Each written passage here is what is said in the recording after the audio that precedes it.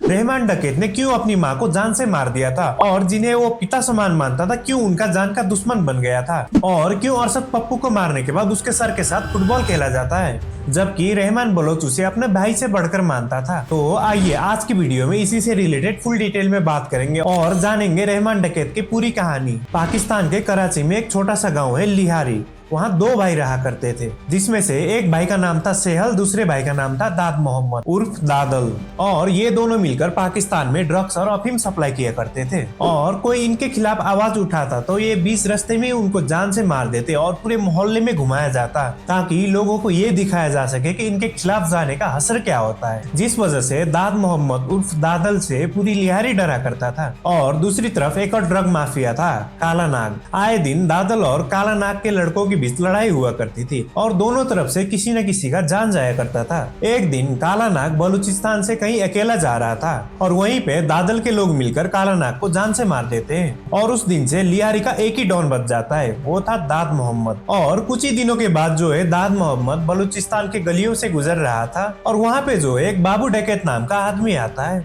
और वहाँ पे जो है वो उसे जान से मार देता है।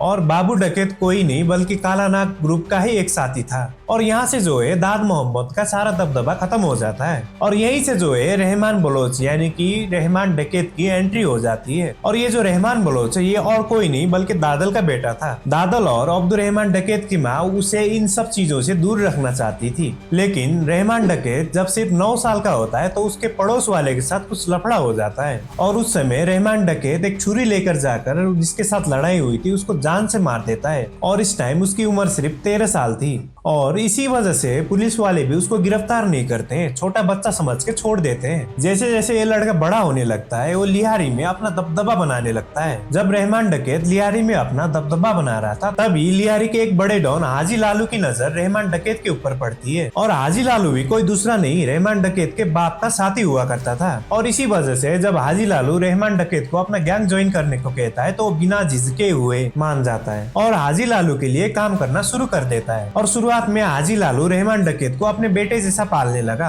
और कहीं भी जाता था तो वो रहमान डकैत को अपना बेटा बताता था। और रहमान डकैत भी हाजी लालू पर इतना भरोसा करने लगता है कि वो उसे अपना पिता कहने लगता है। और इसी वजह से जो रहमान डकैत की शादी हुई थी वो भी हाजी लालू के परिवार में ही हुई थी, मतलब कि हाजी लालू के 7 बेटे थे और उनमें से एक का नाम था अरशद बलोच। और अरशद बलोच की जहां शादी हुई थी रहमान डकैत की भी उसी इलाके में से शादी की जाती है। इसी वजह से जैसे जैसे दिन गुजरने लगते हैं रहमान डकैत हाजी लालू पर भरोसा करने लगता है। लेकिन एक दिन रहमान डकैत किसी बिजनेसमैन को अगवा करके लेकर आता है, तब जो है हाजी लालू रहमान डकैत के पास जाता है और उसे ये कहता है बेटा तुम इसे छोड़ दो और इससे पैसे भी मत लेना। और ये सब सुनने के बाद रहमान डकैत उस बिजनेसमैन को हाजी लालू की इज्जत के खातिर छोड़ देता है और वो बिजनेसमैन अपने घर चला जाता है। और इसके कुछ ही दिन बाद पुलिस वाले लिहारी की गलियों से रहमान डकैत को गिरफ्तार कर लेते हैं। जब पुलिस वाले उसे गिरफ्तार करके ले जाते हैं तब वहां उसे रहमान बलोच का एक दोस्त उसे बताता है कि तुम्हें गिरफ्तार किसी और ने नहीं बल्कि तुम्हें गिरफ्तार हाजी लालू ने ही करवाया है। और साथ ही रहमान बलोच का दोस्त ये भी बताता है तुम जिस बिजनेसमैन को किडनैप करके ऐसे ही छोड़ दिए, लेकिन हाजी लालू जो है उससे 1 करोड़ रुपए लिया छोड़ने का, जिस वजह से रहमान डकैत जेल में ही इस बात को तय कर लेता है कि वो जेल से बाहर जाने के बाद वो हाजी लालू के लिए काम नहीं करेगा बल्कि वो खुद के लिए ही काम करेगा।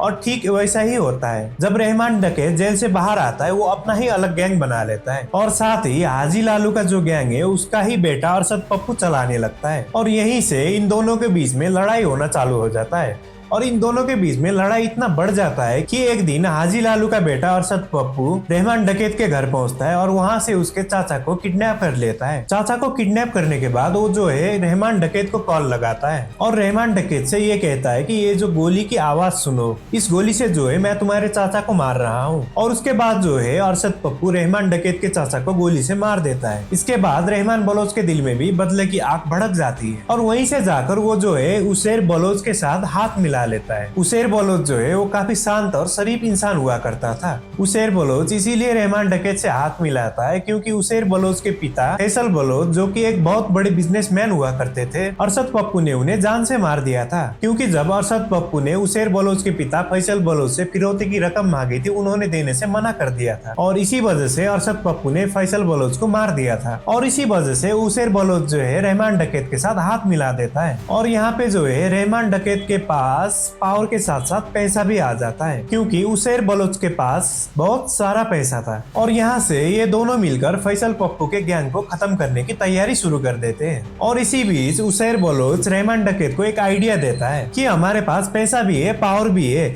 मगर अगर हमारे पास पॉलिटिकल पावर भी मिल जाए तो इन लोगों को खत्म करने से हमें कोई नहीं रोक सकता। तो यहीं से जाकर रहमान डकैत पॉलिटिकल पार्टी भी ज्वाइन कर लेता है जो कि पाकिस्तान के पूर्व प्राइम मिनिस्टर बेनजीर भुट्टो की पार्टी थी। और यहाँ से जो है इन लोगों के पास पॉलिटिकल पावर भी आ जाता है। और इसी बीच पाकिस्तान की प्राइम मिनिस्टर कहीं से जब आ रही थी तो वहाँ बम ब्लास्ट हो जाता है, जिसके बाद जो है पाकिस्तानी गवर्नमेंट घबरा जाती है कि यहाँ से प्राइम मिनिस्टर को सुरक्षा के साथ कौन निकाल सकता है। तो उसी वक्त नाम आता है रहमान डकैत का। और रहमान डकैत ही उस वक्त पाकिस्तान के प्राइम मिनिस्टर को एयरपोर्ट से घर लेके जाता है। और यहाँ पे चौंकाने वाली बात ये थी कि उसी गवर्नमेंट की तरफ से रहमान डकैत को पकड़ने का ऑर्डर भी दिया गया था और रहमान डकैत उसी सरकार की सुरक्षा कर रहा था। लेकिन ये सारा कुछ खत्म हो जाता है और फिर रहमान डकैत फिर से लिहारी चलाने लगता है। और इसके बाद लिहारी में रहमान डकैत का बहुत ज्यादा खौफ फैलने लगता है। और उस टाइम पे लिहारी में रहमान बलोच का इतना दबदबा होने लगता है कि वही ये सब चीजें सिलेक्ट करने लगता है कि कौन सा कैंडिडेट खड़ा होगा, कौन सा कैंडिडेट को टिकट देना है, किसको लिहारी में उतारना है। और फिर पाकिस्तानी गवर्नमेंट को ये लगने लगता है कि इसी तरह चलता रहेगा तो ये आगे जाके हमारे लिए ही कहीं खतरा ना बन जाए। तो इसी वजह से रहमान डकैत को गिरफ्तार करने के लिए वहाँ के एसएसपी चौधरी असलम को जिम्मेदारी दी जाती है कि तुम जो है रहमान डकैत को गिरफ्तार कर लो।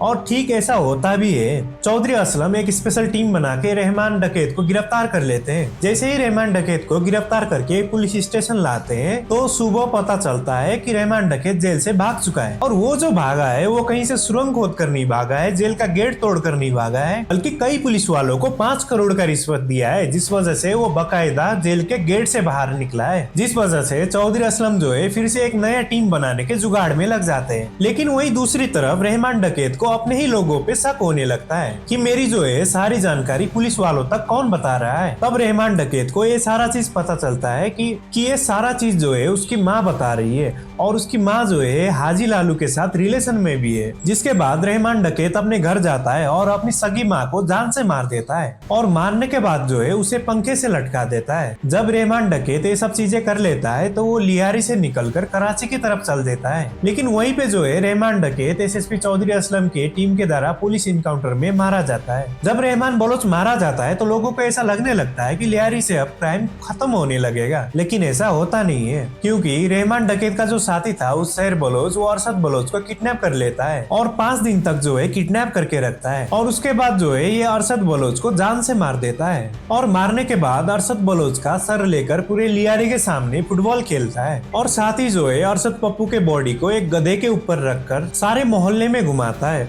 और उसके साथ ही लोगों को ये मैसेज देता है कि रहमान डकैत का गद्दी अब से उजैर बलोच ही संभालेगा। तो यही थी धुरंधर फिल्म में दिखाए गए किरदार रहमान डकैत की असली कहानी। अगर तुम्हें वीडियो पसंद आया हो तो वीडियो को लाइक और चैनल को सब्सक्राइब कर दो। मिलते हैं अगले वीडियो में, तब तक के लिए बाय।